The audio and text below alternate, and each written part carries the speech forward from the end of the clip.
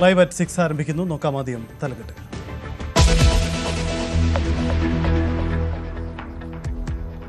അട്ടപ്പാടി മധു ആൾക്കൂട്ട കൊലപാതകത്തിൽ 12 പ്രതികൾക്ക് ജീവപര്യന്തം. 16-ാം പ്രതിക്ക് 1 വർഷം തടവ്. 3 പ്രതികളെ വെറുതെ വിട്ടു. മധുവിന്റെ അമ്മയ്ക്ക് 37 ലക്ഷം രൂപ നഷ്ടപരിഹാരം നൽകണം. വിധിയിൽ തൃപ്തിയെന്ന് മധുവിന്റെ കുടുംബം.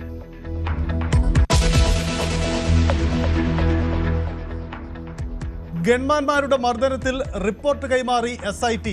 നടന്നത് ചട്ടവിരുദ്ധ നടപടികളെന്ന അന്വേഷണ സംഘം.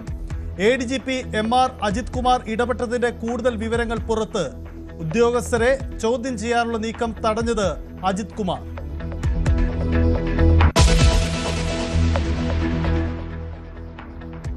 ശസ്ത്രക്രിയക്കിടെ കത്രിക കുടുങ്ങിയ ഹർഷിനിക്ക് സർക്കാർ ആശുപത്രിയിൽ ജോലി നൽകുമെന്ന് ആരോഗ്യമന്ത്രി. അർഹതപ്പെട്ട നഷ്ടപരിഹാരം നൽകുമെന്നും മന്ത്രിയുടെ ഉറപ്പ്. റാങ്ക് ലിസ്റ്റുകളുടെ കാലാവധി നീട്ടി PSC. 289 റാങ്ക് ലിസ്റ്റുകളുടെ കാലാവധി നീട്ടാൻ അംഗീകാരം.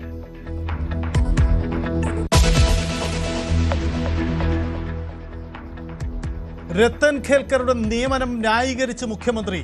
ഖേൽക്കർക്കെതിരെ ആരും മുമ്പ് പരാതികൾ ഉന്നയിച്ചിട്ടില്ലെന്ന് VD സതീശൻ. IAS ഉദ്യോഗസ്ഥരുടെ നിയമനം ഭരണപരമായ തീരുമാനമെന്നും മുഖ്യമന്ത്രി.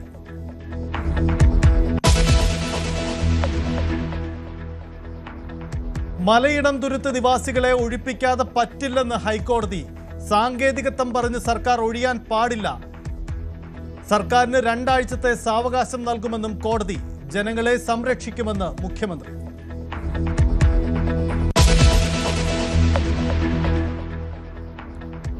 ജമ്മു കാശ്മീരിലെ ഗുൽമാർഗിൽ കേബിൾ കാറിൽ കുടുങ്ങിയവരെ പുറത്തെത്തിച്ചു. എല്ലാ വിനോദസഞ്ചാരികളും സുരക്ഷിതർ. അമിത ഭാരം തകരാറിന് ഇടയാക്കിയെന്ന് നിഗമനം.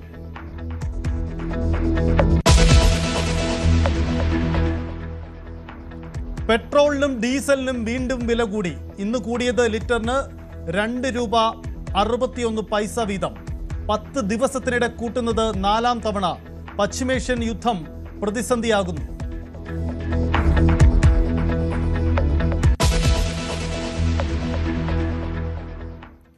വിശദമായി കിടക്കുമ്പോൾ അട്ടപ്പാടി മധു വധക്കേസിൽ കോടതി വിധി. 2ാം പ്രതി മരക്കാറിന് ഉൾപ്പെടെ 12 പ്രതികൾക്കാണ് ജീവപര്യന്തം. 16-ാം പ്രതി മുനീറിന് 1 വർഷം തടവും 50,000 രൂപ പിഴയും ശിക്ഷ വിധിച്ചു. 3 പ്രതികളെ ഹൈക്കോടതി വെറുതെ വിട്ടു. മധുവിന്റെ അമ്മ മല്ലികയ്ക്ക് 30 ലക്ഷം രൂപ നഷ്ടപരിഹാരം നൽകാനും കോടതി വിധിച്ചു. പോരാട്ടത്തിന്റെ വിജയമെന്നായിരുന്നു മധുവിന്റെ കുടുംബത്തിന്റെ പ്രതികരണം. 12 പ്രതികൾക്ക് ജീവപര്യന്തം ലഭിച്ചതിൽ സന്തോഷമെന്ന് മധുവിന്റെ അമ്മയും സഹോദരിയും പറഞ്ഞു. 3 പ്രതികളെ വെറുതെ വിട്ടത് സങ്കടകരമെന്നും മേൽക്കോടതിയെ സമീപിക്കുന്നതിൽ അഭിഭാഷകരുമായി സംസാരിച്ച് തീരുമാനമെടുക്കുമെന്നും അവർ പറഞ്ഞു. കേരള മനസാക്ഷിയെ ഞെട്ടിച്ച അട്ടപ്പാടി മധു കൊലക്കേസിൽ വിധി വന്നിരിക്കുകയാണ്. ഹൈക്കോടതി 12 പേരെയാണ് ജീവപര്യന്തം ശിക്ഷ വിധിച്ചിരിക്കുന്നത്. അതിൽ 3 പേരെ കുറ്റവിമുക്തരാക്കുകയും ചെയ്തു. 1-ാം പ്രതി ഹുസൈനെ കുറ്റവിമുക്തനാക്കി. ഹുസൈനെതിരെ മതിയായ തെളിവുകൾ ഹാജരാക്കാൻ പ്രോസിക്യൂഷന് കഴിഞ്ഞില്ല. പ്രതിഭാഗത്തിന്റെ വാദത്തെ പൂർണ്ണമായും അംഗീകരിക്കുന്ന സാഹചര്യമായിരുന്നു ഇന്ന് കോടതിയിൽ നിന്നും ഉണ്ടായിരിക്കുന്നത്. അതോടൊപ്പം തന്നെ നേരത്തെ മണ്ണാർക്കാട് കീഴ്ക്കോടതി വെറുതെ വിട്ട 4ഉം 11ഉം പ്രതികളായിട്ടുള്ള അനീഷിനെയും അബ്ദുൽ കരീമിനെയും വീണ്ടും ഹൈക്കോടതി വെറുതെ വിട്ടിരിക്കുകയാണ്. ആ ഉത്തരവ് ശരിവെച്ചിരിക്കുകയാണ്. എന്തായാലും ജീവപര്യന്തം ശിക്ഷ ലഭിച്ച ഈ ഒരു നടപടിയിൽ ആശ്വാസമുണ്ടെന്നും സന്തോഷമുണ്ടെന്നും വിധിയിൽ തൃപ്തരാണെന്നും മധുവിന്റെ കുടുംബം പറഞ്ഞു. ഇതേമാതിരി ലോക ജനങ്ങൾ ഇങ്ങനെ എന്നെ സഹായിച്ചു. അതുകൊണ്ടാണ് അങ്ങനെ ഇത്ര ആയത്. ഇല്ലാത്തവനെ ഒറ്റയ്ക്ക് എന്നുകൊണ്ട് സാധിക്കില്ല. ഒരു പ്രതിയെ വെറുതെ വിട്ടു. പിന്നെ വെറുതെ വിട്ടു. ഒരു 500 രൂപയ്ക്ക് വിട്ടു. ഇതെല്ലാം വേദനയല്ല. അവർ സത്യത്തിൽ ബുദ്ധിയുള്ളവരെയാണ് ഇങ്ങനെ വിട്ടു. ബഹുമാനപ്പെട്ട ഹൈക്കോടതിയിൽ എത്തിയപ്പം അതിനൊരു നല്ലൊരു ആശ്വാസമാണ് ഞങ്ങൾക്ക് തന്നിട്ടുള്ളത്. ഇതിന് തക്കതായ ശിക്ഷ തന്നെയാണ് ബഹുമാനപ്പെട്ട കോടതി കൊടുത്തിരിക്കുന്നത്. ഇപ്പോൾ ഈ 12 പേർക്ക് ജീവപര്യന്തം കൊടുത്തു എന്നതിന് എനിക്ക് വളരെ ആശ്വാസം തന്നെയാണ്. എന്നാൽ 1-ാം പ്രതിയെ വെറുതെ വിട്ട കോടതി നടപടിക്കെതിരെ സുപ്രീം കോടതിയെ സമീപിക്കാനാണ് മധുവിന്റെ കുടുംബവും പ്രോസിക്യൂഷനും തീരുമാനിച്ചിരിക്കുന്നത്. ഒപ്പം 4ഉം 11ഉം പ്രതികളെ വെറുതെ വിട്ട നടപടിക്കെതിരെയും പ്രോസിക്യൂഷൻ മേൽക്കോടതിയെ സമീപിക്കുന്നുണ്ട്. ഹുസൈനെതിരായിട്ടുള്ള തെളിവുകൾ ഉണ്ടെന്നും പക്ഷേ ഈ സാക്ഷികളടക്കം കൂറുമാറിയതും ഈ തെളിവുകൾ കൃത്യമായി കോടതി പരിശോധിക്കാത്തതുമാണ് ഒന്നാം പ്രതിയെ വെറുതെ വിടാൻ കാരണമെന്നാണ് പ്രോസിക്യൂഷനും അതോടൊപ്പം തന്നെ മധുവിന്റെ കുടുംബത്തിന്റെ അഭിഭാഷകനും ഉന്നയിക്കുന്നത്. ഒന്നാം പ്രതിയെ വെറുതെ വിട്ടതിൽ സമരസമിതിയും കുടുംബവും ആലോചിച്ച് ഗവൺമെന്റുമായിട്ട് ആലോചിച്ച് നമ്മൾ സുപ്രീം കോടതിയിൽ ഇതിന് അപ്പീൽ പോകും. 12 പ്രതികൾക്കാണ് 3 ജീവപര്യന്തമായിട്ട് കൊടുത്തിട്ടുള്ളത്. ഈ കേസിനെ സംബന്ധിച്ചിടത്തോളം ഒരു തരത്തിൽ പറഞ്ഞാൽ ഇതൊരു മികച്ച സന്ദേശമാണ്. ഒന്നാം പ്രതിയെ വെറുതെ വിടുമ്പോൾ ബഹുമാനപ്പെട്ട ഹൈക്കോടതി ഈ സമൂഹത്തിന് മോശപ്പെട്ട ഒരു സന്ദേശമാണ് കൊടുത്തിട്ടുള്ളത്. എന്നാൽ 12 പേർക്ക് 3 ജീവപര്യന്തം കൊടുത്തത് വഴി മറ്റൊരു സന്ദേശം കൂടി ഈ സമൂഹത്തിന് കൊടുത്തിട്ടുണ്ട്. രണ്ടാം പ്രതി മരക്കാർ ഉൾപ്പെടെ 12 പ്രതികൾക്കാണ് ജീവപര്യന്തം. അതേസമയം 16-ാം പ്രതിക്ക് 1 വർഷം ശിക്ഷ അനുഭവിച്ചാൽ മതിയാകും. കീഴ്ക്കോടതി 3 മാസമായിരുന്നു ശിക്ഷയും 500 രൂപ പിഴയുമായിരുന്നു ചുമത്തിയിരുന്നത്. ഈ 16-ാം പ്രതിയായിട്ടുള്ള മുനീർ മധുവിനെ മർദ്ദിക്കുന്ന ദൃശ്യങ്ങൾ പകർത്തി എന്നതാണ് കുറ്റം ചുമത്തിയിരിക്കുന്നത്. അതിന്റെ അടിസ്ഥാനത്തിലാണ് 1 വർഷം ശിക്ഷ അനുഭവിക്കണമെന്ന ഉത്തരവ് കൂടി കോടതി പറയുന്നത്. 12-ാം പ്രതി മരക്കാർ, 3-ാം പ്രതി ഷംസുദ്ദീൻ, 5-ാം പ്രതി രാധാകൃഷ്ണൻ, 6-ാം പ്രതി അബൂബക്കർ, 7-ാം പ്രതി സിദ്ദിഖ്, 8-ാം പ്രതി ഉബൈദ്, 9-ാം പ്രതി നജീബ്, 10-ാം പ്രതി ജൈജുമോൻ, 12-ാം പ്രതി സജീവ്, 13-ാം പ്രതി സതീഷ്, 14-ാം പ്രതി ഹരീഷ്, 15-ാം പ്രതി ബിജു എന്നിവർക്കാണ് നിലവിൽ ജീവപര്യന്തം ശിക്ഷ വിധിച്ചിരിക്കുന്നത്. ഒപ്പം ഓരോ വ്യക്തിയിൽ നിന്നും 50,000 രൂപ പിഴയായി ചുമത്തുവാനും കോടതി ഉത്തരവിട്ടിട്ടുണ്ട്. ആ കിട്ടുന്ന തുകയിൽ നിന്നും മധുവിന്റെ അമ്മ മല്ലിക്ക് 30 ലക്ഷം രൂപ കൈമാറണമെന്നും ഹൈക്കോടതി ഉത്തരവിട്ടിട്ടുണ്ട്. ഗൺമാന്മാരുടെ മർദ്ദനത്തിൽ SIT ആദ്യ റിപ്പോർട്ട് കൈമാറി. സംഭവത്തിൽ ADGP MR അജിത് കുമാറിന്റെ ഇടപെടലിന്റെ കൂടുതൽ വിവരങ്ങളും പുറത്തുവന്നിട്ടുണ്ട്. മുൻ മുഖ്യമന്ത്രി പിണറായി വിജയന്റെ ഗൺമാൻ അനിലിനെയും സുരക്ഷാ ഉദ്യോഗസ്ഥൻ സന്ദീപിനെയും ചോദ്യം ചെയ്യാനുള്ള നീക്കം ADGP ഇടപെട്ട് തടഞ്ഞു എന്നതാണ് കണ്ടെത്തൽ. തെളിവ് ശേഖരണത്തിനും അജിത് കുമാർ തടസ്സം നിന്നെന്നും SITക്ക് മൊഴി ലഭിച്ചു. 5 ഉദ്യോഗസ്ഥരാണ് അജിത് കുമാറിനെതിരെ മൊഴി നൽകിയത്. ADGP MR അജിത് കുമാറിന്റെ ഓഫീസിലെ ഉദ്യോഗസ്ഥർക്കെതിരെയും അന്വേഷണം വന്നേക്കും. ഓഫീസിലെ 2 ഉദ്യോഗസ്ഥർ ഭീഷണിപ്പെടുത്തിയെന്ന മൊഴിയുടെ അടിസ്ഥാനത്തിലാണ് ഈ അന്വേഷണം. ആലപ്പുഴയിലെ പോലീസ് മർദ്ദനവുമായി ബന്ധപ്പെട്ട സംഭവത്തിൽ ഇരകളാക്കപ്പെട്ട AD തോമസ്, നിലവിലെ MLA ആയ AD തോമസ്, അതോടൊപ്പം അജയ് ജുവൽ കുര്യാക്കോസ്, ഈ 2 പേർ നൽകിയ പരാതിയുടെ അടിസ്ഥാനത്തിലാണ് ഒരുപാട് ഇടവേളയ്ക്ക് ശേഷം FIR രജിസ്റ്റർ ചെയ്യുകയും ഡിവൈഎസ്പിയുടെ നേതൃത്വത്തിലുള്ള പ്രത്യേക സംഘം ഈ കേസിന്റെ അന്വേഷണം ഏറ്റെടുത്ത് അന്വേഷണം ആരംഭിക്കുകയും ചെയ്തത്. പക്ഷേ ഈ അന്വേഷണത്തിന്റെ ആദ്യഘട്ടം മുതൽ ഡിവൈഎസ്പി ഉൾപ്പെടെയുള്ള 5 ഉദ്യോഗസ്ഥരെ സമ്മർദ്ദത്തിലാക്കാനുള്ള ബോധപൂർവമായ നീക്കം ക്രമസമാധാന ചുമതലയുള്ള ADGP ആയിരുന്ന MR അജിത് കുമാറിന്റെ ഭാഗത്തു നിന്ന് ഉണ്ടായി എന്ന് വ്യക്തമാക്കുന്ന മൊഴിയാണ് ഈ അന്വേഷണ ഉദ്യോഗസ്ഥർ SITക്ക് ഇപ്പോൾ നൽകിയിരിക്കുന്നത്. അതിലെ ഏറ്റവും പ്രധാനപ്പെട്ട കാര്യങ്ങളാണ് ഇപ്പോൾ പുറത്തു വന്നുകൊണ്ടിരിക്കുന്നത്. അതിൽ എടുത്തു പറയുന്ന ഒരു കാര്യം, ഇവരെ ചോദ്യം ചെയ്യണമെന്ന ആവശ്യം, അതായത് ഈ അന്ന് മുഖ്യമന്ത്രിയായിരുന്ന പിണറായി വിജയന്റെ ഗൺമാന്മാരായിരുന്ന അനിലിനെയും അതോടൊപ്പം സന്ദീപിനെയും ചോദ്യം ചെയ്യണം, അതിനായി ആലപ്പുഴയിലേക്ക് വിളിച്ചു വരുത്തണമെന്ന ആവശ്യം അന്വേഷണ സംഘം മുമ്പോട്ട് വെച്ചപ്പോൾ അത് തടയാനുള്ള ബോധപൂർവമായ നീക്കം നടത്തിയത് ADGP MR അജിത് കുമാർ ആയിരുന്നു. അതോടൊപ്പം ഈ അന്വേഷണ റിപ്പോർട്ടിൽ തിരുത്തലുകൾ വരുത്താൻ, അതായത് ഈ ഉദ്യോഗസ്ഥരെ സുരക്ഷിതരാക്കുന്ന തരത്തിൽ ഇത് ഔദ്യോഗിക കൃത്യനിർവഹണത്തിനിടെ ഉണ്ടായ ഒരു സ്വാഭാവിക നടപടി മാത്രമാണ് എന്ന് തിരുത്താൻ നിർദ്ദേശം നൽകിയത് MR അജിത് കുമാർ ആയിരുന്നു. അന്വേഷണത്തിന് ആവശ്യമായ തെളിവുകൾ, ദൃശ്യങ്ങളടക്കം ലഭിച്ചിട്ടില്ല എന്ന് എഴുതി കൂട്ടിച്ചേർക്കാൻ പറഞ്ഞത് MR അജിത് കുമാർ ആയിരുന്നു. അതിന് വിസമ്മതിച്ച ഉദ്യോഗസ്ഥരെ ഭീഷണിപ്പെടുത്തുന്ന തരത്തിലേക്ക് MR അജിത് കുമാറിന്റെ ഓഫീസിലെ 2 ഉദ്യോഗസ്ഥരുടെ ഭാഗത്തു നിന്ന് അത്തരത്തിലുള്ള നീക്കങ്ങൾ കൂടി ഉണ്ടായിട്ടുണ്ട് എന്നാണ് ഈ അന്വേഷണ ഉദ്യോഗസ്ഥർ മൊഴി നൽകിയിരിക്കുന്നത്. അതുകൊണ്ട് തന്നെ ഇവർ നൽകിയിരിക്കുന്ന മൊഴി ഗൌരവത്തിൽ എടുത്തുകൊണ്ട് ഈ അന്വേഷണ സംഘത്തിന് നേതൃത്വം നൽകിയ അന്നത്തെ ഡിവൈഎസ്പിയെ കേസിൽ മാപ്പ് സാക്ഷിയാക്കിക്കൊണ്ട് MR അജിത് കുമാറിനെതിരെ നിയമക്കുരുക്ക് മുറിക്കാനുള്ള ഒരു നീക്കമായിരിക്കും SITയുടെ ഭാഗത്തു നിന്നുണ്ടാകുക എന്നാണ് ഇപ്പോൾ അറിയുന്നത്. അങ്ങനെയെങ്കിൽ പ്രാഥമികമായ അന്വേഷണ റിപ്പോർട്ട് ഷൌക്കത്ത് അലി ഇന്ന് സംസ്ഥാന പോലീസ് മേധാവിക്ക് കൈമാറിയേക്കുമെന്ന് തന്നെയാണ് സൂചന.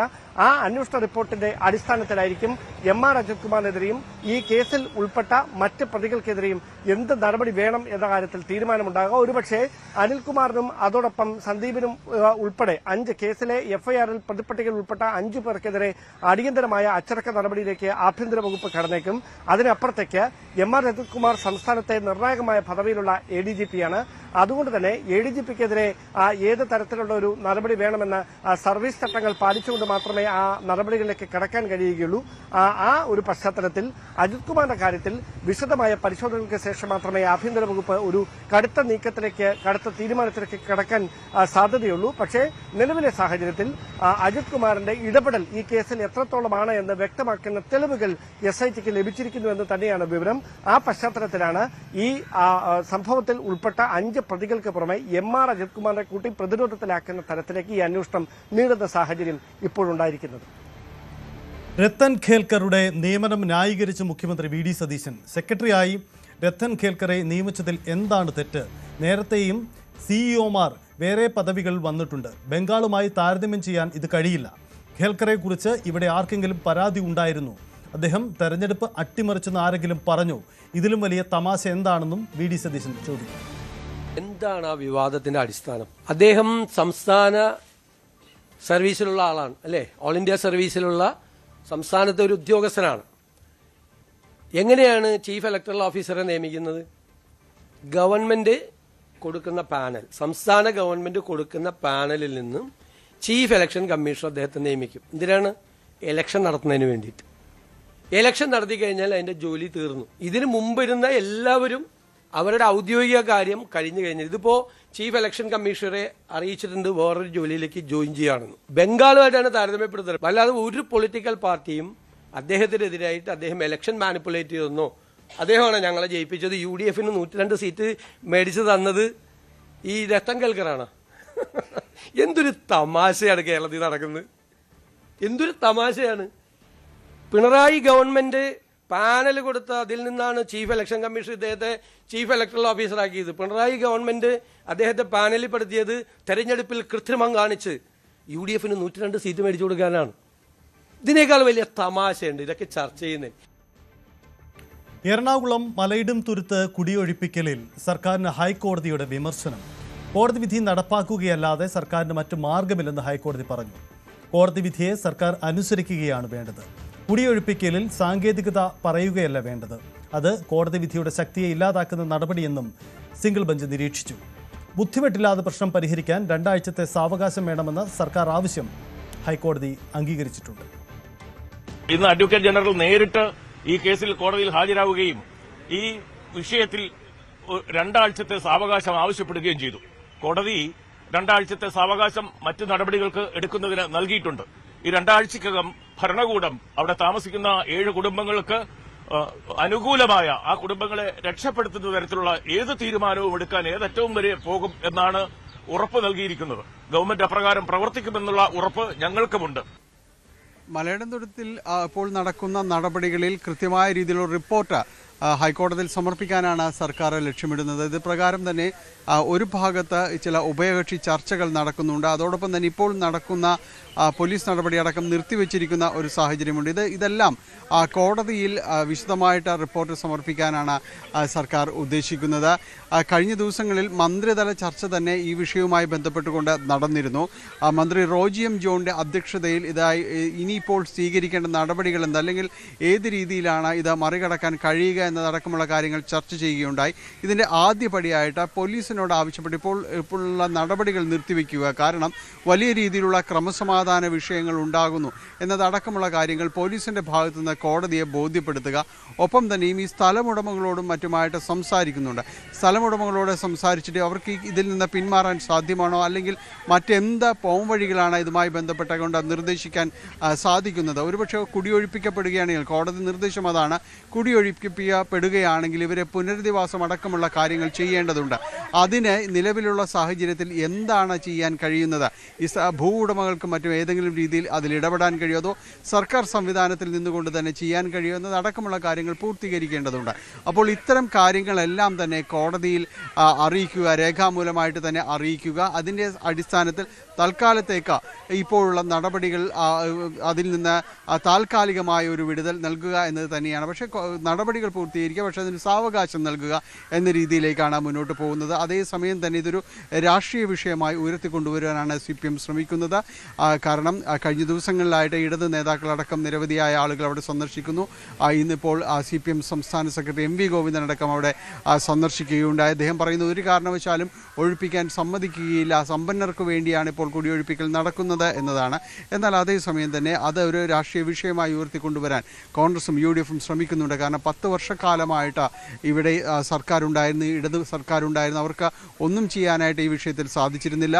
അവിടേക്ക് എത്തുന്ന പോലീസിനെ തടുക്കുക എന്നത് മാത്രമായിരുന്നു കഴിഞ്ഞിരുന്നത്. അല്ല, സർക്കാർ ഇടപെടുമായിരുന്നെങ്കിൽ നേരത്തെ തന്നെ ഇടപെട്ടുകൊണ്ട് ഈ പ്രശ്നം തീർക്കാമായിരുന്നില്ലേ.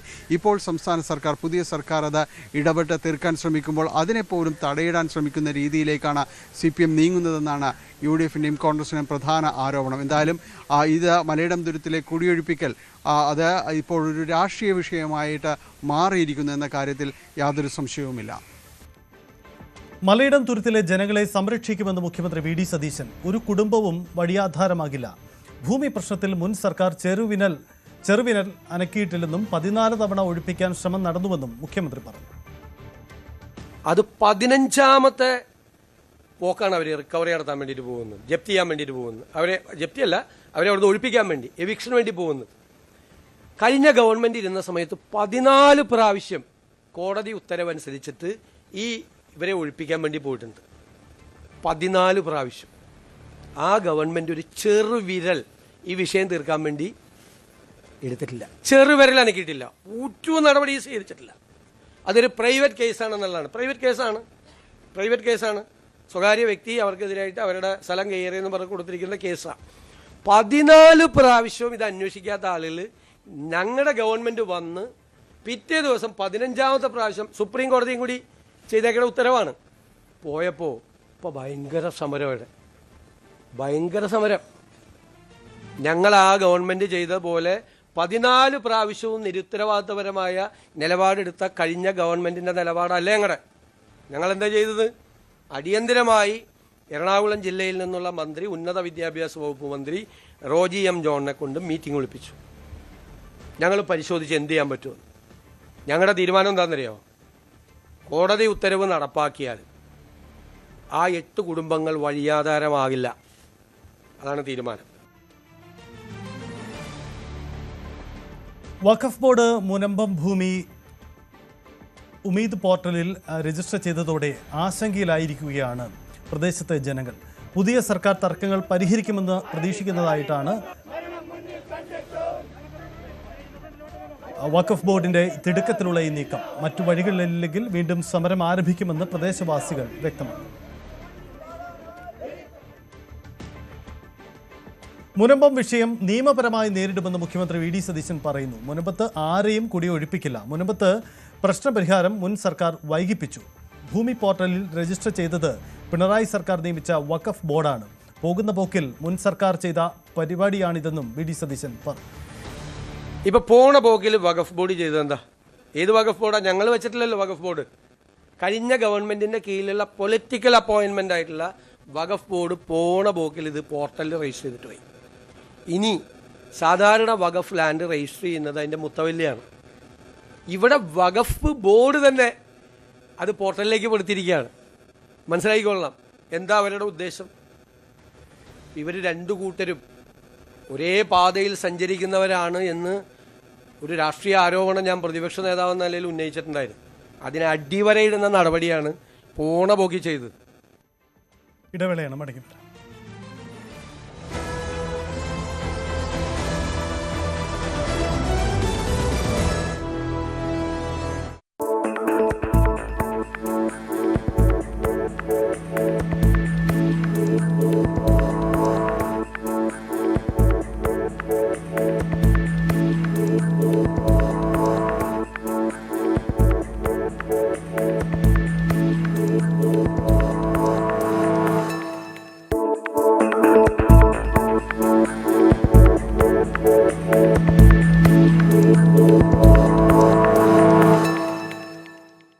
സമകാലിക ഇന്ത്യൻ രാഷ്ട്രീയത്തിലും സമൂഹ മാധ്യമങ്ങളിലും കഴിഞ്ഞ കുറച്ച് ദിവസങ്ങളായി ഏറ്റവും കൂടുതൽ ചർച്ച ചെയ്യപ്പെടുന്ന ഒരു പേരാണ് കോക്രോച്ച് ജനതാ പാർട്ടി അഥവാ CJP.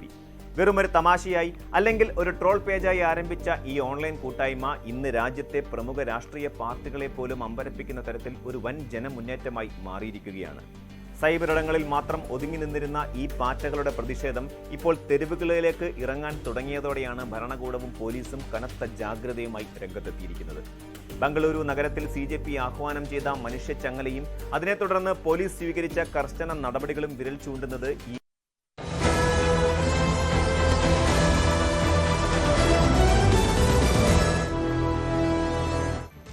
വയറ്റിൽ കത്രിക കുടുങ്ങിയ സംഭവത്തിൽ കഴിഞ്ഞ സർക്കാരിലെ ആരോഗ്യ വകുപ്പിനെതിരെ സമരം നടത്തിയ ഹർഷിനയ്ക്ക് സർക്കാർ ജോലി. മുഖ്യമന്ത്രിയെയും ആരോഗ്യമന്ത്രിയെയും കണ്ടുവെന്നും അർഹതപ്പെട്ട നഷ്ടപരിഹാരം നൽകുമെന്ന് സർക്കാരിന്റെ ഉറപ്പ് ലഭിച്ചുമെന്നും ഹർഷിന പറഞ്ഞു. സർക്കാർ ആശുപത്രിയിൽ ജോലി ലഭിക്കുമെന്ന് ഉറപ്പ് ലഭിച്ചു. ഇന്ന് തന്നെ ഓർഡർ ഇറക്കുമെന്ന് ആരോഗ്യമന്ത്രി പറഞ്ഞുവെന്നുമാണ് ഹർഷിന വ്യക്തമാക്കിയത്. താരസംഘടനയ്ക്കുള്ളിലെ പൊട്ടിത്തെറികളിൽ മൗനം പാലിക്കുകയാണ് മുതിർന്ന താരങ്ങൾ. അടുത്ത മാസം 21 ചേരുന്ന വാർഷിക പൊതുയോഗത്തിൽ എല്ലാം ചർച്ച ചെയ്യാമെന്ന നിലപാടിലാണ് താരങ്ങൾ. ശ്വേതാ മേനോനും കുക്കു പരമേശ്വരനും ഉൾപ്പെടെയുള്ള നേതൃത്വത്തിനെതിരെ കടുത്ത അമർഷമാണ് സംഘടനയിലുള്ളത്. നേതൃത്വം മാറണമെന്ന അഭിപ്രായത്തിലാണ് പലരും. അൻസിബയുടെ പരാതിയും ജനറൽ ബോഡിയിൽ കേൾക്കാമെന്ന നിലപാടിലാണ് നിലവിലെ നേതൃത്വം. ഇതിനിടയിൽ കൂടുതൽ താരങ്ങൾ പരസ്യ പ്രതികരണവുമായി വരുമോ എന്നതും ആശങ്കപ്പെടുന്നു. അമ്മയിലെ തർക്കങ്ങൾ ഇപ്പോഴും അവസാനിക്കുന്നില്ല. അടുത്ത മാസം 21 തീയതി ചേരുന്ന ജനറൽ ബോഡി യോഗത്തിൽ വിഷയം ചർച്ച ചെയ്യുമെന്നായിരുന്നു പ്രസിഡന്റ് ശ്വേതാ മേനോൻ വ്യക്തമാക്കുന്നത്. ശ്വേതാ മേനോൻ രാജിവെക്കണമെന്നാണ് ഒരു വിഭാഗം അംഗങ്ങൾ വ്യക്തമാക്കുന്നത്. എക്സിക്യൂട്ടീവിൽ തന്നെ 2 ചേരിയായി തിരിഞ്ഞാണ് ഇപ്പോൾ പരസ്പരം ഇത്തരത്തിലുള്ള ആരോപണ പ്രത്യാരോപണങ്ങൾ ഉന്നയിക്കുന്നത്. അതേസമയം കുക്കു പരമേശ്വരനും മറ്റ് അംഗങ്ങളും രാജിവെക്കണമെന്ന് മറ്റ് വിഭാഗവും ആവശ്യപ്പെടുന്നുണ്ട്. അങ്ങനെ പരസ്പരം തമ്മിലടിക്കുന്ന ഒരു കാഴ്ചയാണ് അമ്മ സംഘടനയ്ക്കുള്ളിൽ കാണുന്നത്. പ്രത്യേകിച്ച് എക്സിക്യൂട്ടീവ് കമ്മിറ്റി അംഗം കൂടിയായിട്ടുള്ള ടിനി ടോമിനെതിരെയായിരുന്നു ഹൻസിബ ആദ്യ ആരോപണം ഉന്നയിക്കുന്നത്. ഈ ഗുരുതരമായ ആരോപണങ്ങൾ എന്തുകൊണ്ടാണ് ഹൻസിബ ഒരു പരാതിയായി സംഘടനയിൽ നൽകിയില്ല എന്ന് പ്രസിഡന്റ് ശ്വേതാ മേനോൻ ചോദിക്കുന്നുണ്ട്. ഇത് ആസൂത്രിതമായിട്ടുള്ള നീക്കമാണ്. തന്നെ രാജിവെക്കണമെങ്കിൽ, അതായത് താൻ ഈ സ്ഥാനത്ത് നിന്ന് ഒഴിയണമെന്ന് മറ്റ് മുതിർന്ന നടന്മാരോ നടിമാരോ അല്ലെങ്കിൽ മുതിർന്ന താരങ്ങൾ ആവശ്യപ്പെട്ടു കഴിഞ്ഞാൽ താൻ മാറാം. പക്ഷേ ഇത്തരത്തിലുള്ള വിഷയങ്ങൾ പ്രസിഡന്റ് എന്ന നിലയിൽ തന്റെ മുന്നിൽ എത്തിയിട്ടില്ല എന്നാണ് ശ്വേതാ മേനോൻ വ്യക്തമാക്കുന്നത്. അതേസമയം കുക്കു പരമേശ്വരന് പറയുന്നത് ഈ സംഘടനയിലെ ആളുകൾ പലരും വ്യക്തിവൈരാഗ്യം തീർക്കുന്ന തരത്തിലുള്ള നിലപാടുകളാണ് സ്വീകരിക്കുന്നതെന്നാണ്. എന്തായാലും ഇത്തരത്തിലുള്ള ആരോപണങ്ങൾ ഇപ്പോഴും തുടരുന്നതിനിടയിൽ മുതിർന്ന താരങ്ങൾ ആരും വിഷയത്തിൽ പ്രതികരിച്ചിട്ടില്ല എന്നുള്ളതാണ് ഏറ്റവും പ്രധാനപ്പെട്ട കാര്യം.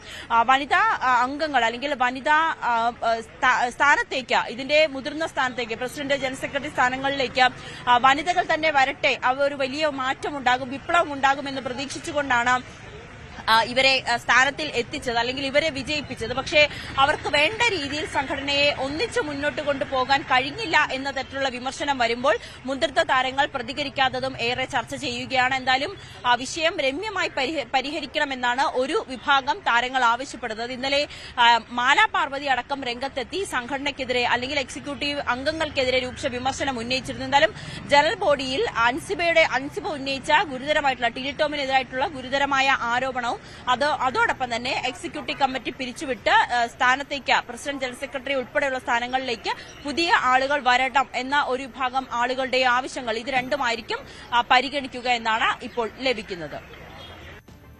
സോഷ്യൽ മീഡിയയിലൂടെ തന്നെ തേജോവധം ചെയ്യുകയും കുപ്രചരണങ്ങളും നടത്തുകയും ചെയ്യുന്നുവെന്ന് നടി റിനി ആർ ജോർജ്.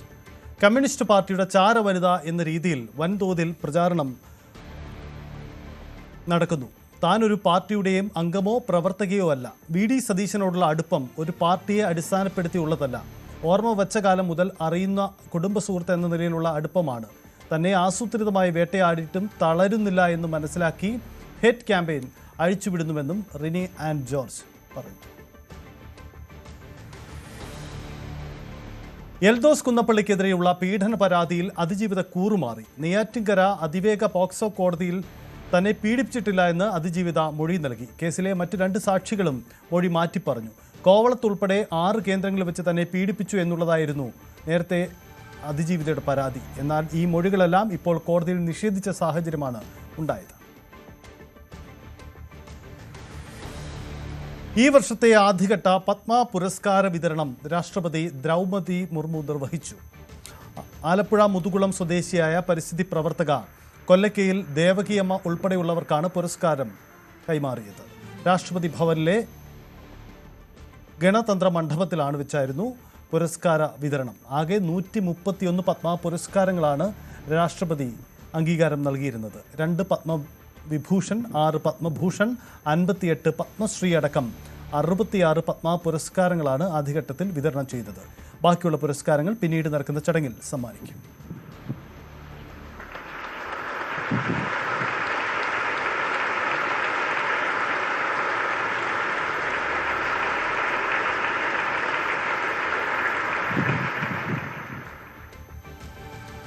ജമ്മു കാശ്മീരിലെ ഗുൽമാർഗിൽ കേബിൾ കാറിൽ കുടുങ്ങിയ 100ഓളം വിനോദസഞ്ചാരികളെ രക്ഷപ്പെടുത്തി.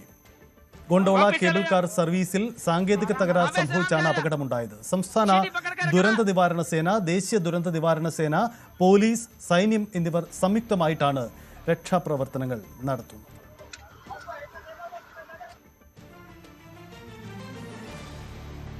ഇനി സ്വർണം വെള്ളി നിരക്കുകൾ. കവിത ഗോൾഡ് ആൻഡ് ഡയമണ്ട്സ് ഇന്നത്തെ സ്വർണം വെള്ളി നിരക്കുകൾ നിങ്ങൾക്കായി സമർപ്പിക്കുന്നത് Kavitha gold and diamonds, the versatile jewellery. സ്വർണം 22 ക്യാരറ്റ് ഗ്രാമിന് 14,610, പവന് 1,16,880. 18 ക്യാരറ്റ് ഗ്രാമിന് 12,070 രൂപയാണ്, പവന് 96,560. വെള്ളി ഗ്രാമിന് 285 കിലോഗ്രാമിന് 2,80,000. കവിത ഗോൾഡ് ആൻഡ് ഡയമണ്ട്സ് ഇന്നത്തെ സ്വർണം വെള്ളി നിരക്കുകൾ നിങ്ങൾക്കായി സമർപ്പിച്ചത് Kavitha gold and diamonds, the versatile jewellery. മടങ്ങി വരാം.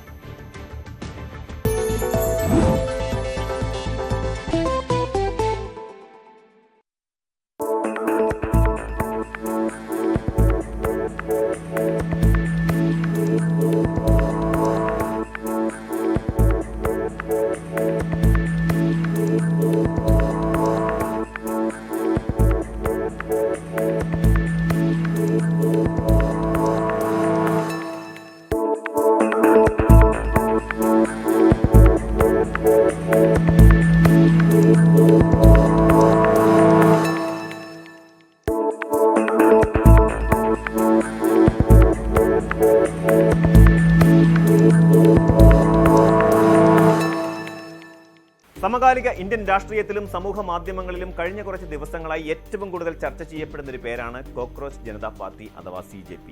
വെറുമൊരു തമാശയായി അല്ലെങ്കിൽ ഒരു ട്രോൾ പേജായി ആരംഭിച്ച ഈ ഓൺലൈൻ കൂട്ടായ്മ ഇന്ന് രാജ്യത്തെ പ്രമുഖ രാഷ്ട്രീയ പാർട്ടികളെ പോലും അമ്പരപ്പിക്കുന്ന തരത്തിൽ ഒരു വൻ ജനമുന്നേറ്റമായി മാറിയിരിക്കുകയാണ്. സൈബറിടങ്ങളിൽ മാത്രം ഒതുങ്ങി നിന്നിരുന്ന ഈ പാറ്റകളുടെ പ്രതിഷേധം ഇപ്പോൾ തെരുവുകളിലേക്ക് ഇറങ്ങാൻ തുടങ്ങിയതോടെയാണ് ഭരണകൂടവും പോലീസും കനത്ത ജാഗ്രതയുമായി രംഗത്തെത്തിയിരിക്കുന്നത്. ബംഗളൂരു നഗരത്തിൽ CJP ആഹ്വാനം ചെയ്ത മനുഷ്യച്ചങ്ങലയും അതിനെ തുടർന്ന് പോലീസ് സ്വീകരിച്ച കർശന നടപടികളും വിരൽ ചൂണ്ടുന്നത് ഈ ഡിജിറ്റൽ വിപ്ലവം അക്ഷരാർത്ഥത്തിൽ കളി കാര്യമാകുന്ന അവസ്ഥയിലേക്ക് എത്തിയിരിക്കുന്നു എന്നാണ്. ഇന്ത്യയുടെ സിലിക്കൺ വാലി എന്നറിയപ്പെടുന്ന ബംഗളൂരുവിലെ ടൗൺ ഹാൾ പരിസരത്ത് ഞായറാഴ്ച സമാധാനപരമായ ഒരു മനുഷ്യച്ചങ്ങല സംഘടിപ്പിക്കുമെന്നായിരുന്നു കന്നഡ ഭാഷയിലുള്ള പോസ്റ്ററുകളിലൂടെ കോക്രോച്ച്. ലൈവ് അറ്റ് 6 ആരംഭിക്കുന്നു. നോക്കാം ആദ്യം തലക്കെട്ടുകൾ.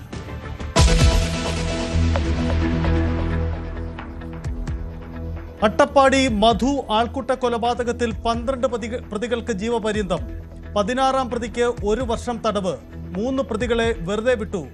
മധുവിന്റെ അമ്മയ്ക്ക് 37 ലക്ഷം രൂപ നഷ്ടപരിഹാരം നൽകണം. വിധിയിൽ തൃപ്തിയെന്ന് മധുവിന്റെ കുടുംബം.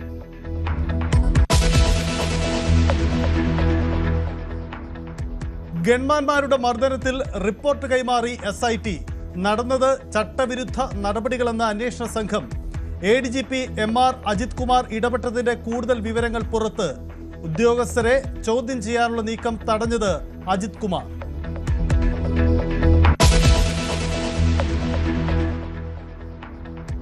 ശസ്ത്രക്രിയക്കിടെ കത്രിക കുടുങ്ങിയ ഹർഷിനിക്ക് സർക്കാർ ആശുപത്രിയിൽ ജോലി നൽകുമെന്ന് ആരോഗ്യമന്ത്രി.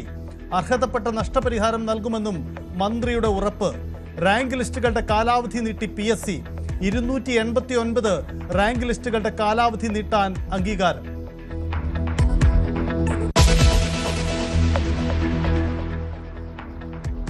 രത്തൻ ഖേൽക്കറുടെ നിയമനം ന്യായീകരിച്ച് മുഖ്യമന്ത്രി. ഖേൽക്കർക്കെതിരെ ആരും മുമ്പ് പരാതികൾ ഉന്നയിച്ചിട്ടില്ലെന്ന് വി ഡി സതീശൻ. IAS ഉദ്യോഗസ്ഥരുടെ നിയമനം ഭരണപരമായ തീരുമാനമെന്നും മുഖ്യമന്ത്രി.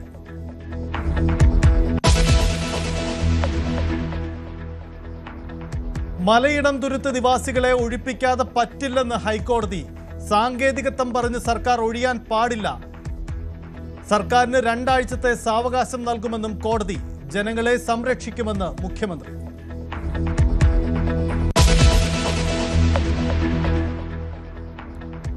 ജമ്മു കാശ്മീരിലെ ഗുൽമാർഗിൽ കേബിൾ കാറിൽ കുടുങ്ങിയവരെ പുറത്തെത്തിച്ചു.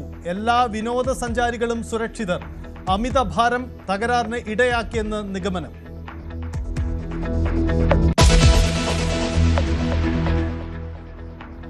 പെട്രോളിനും ഡീസലിനും വീണ്ടും വില കൂടി. ഇന്ന് കൂടിയത് ലിറ്ററിന് 2 രൂപ 61 പൈസ വീതം. 10 ദിവസത്തിനിടെ കൂട്ടുന്നത് 4ാം തവണ. പശ്ചിമേഷ്യൻ യുദ്ധം പ്രതിസന്ധിയാകുന്നു.